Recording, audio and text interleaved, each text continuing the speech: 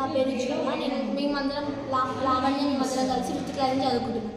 కానీ 5th క్లాస్లో వాళ్ళ అక్క తను ఉండేవాళ్ళు. 5th క్లాస్లో వాళ్ళ అక్క ఏమన్నా కూడా ఏడవడం, బెడ్స్కి గుద్దుకోవడం, నేను చనిపోతాను ట్రై చేయడం ఇలాంటివి వేసింది. అప్పుడు మా క్లాస్ వాళ్ళు వెళ్ళి అట్లా ఏది లావణ్య మనమే చదువుకోవాలనేసి వాళ్ళు మోటివేట్ చేసినారు.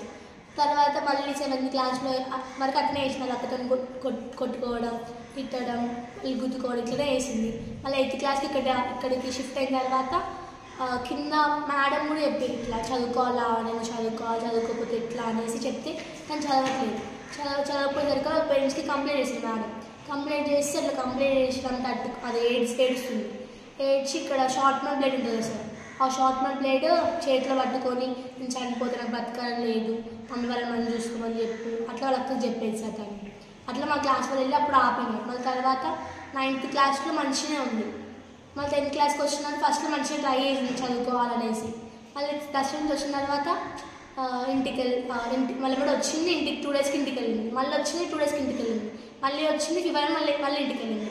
మళ్ళీ వచ్చిన తర్వాత అది children's day self government day వస్తుందనేసి వాళ్ళ పేరెంట్స్కి కాల్ చేసి నేను రాను అంటే వాళ్ళ మమ్మీ వాళ్ళు అక్క దగ్గరికి వెళ్ళాలి, పేరెంట్స్ మీటింగ్ ఉంది అక్క దగ్గర, మొన్న వచ్చిన కదా 2 డేస్కి మళ్ళీ ఎందుకు రావాలనేసి వాళ్ళు చెప్పినారు.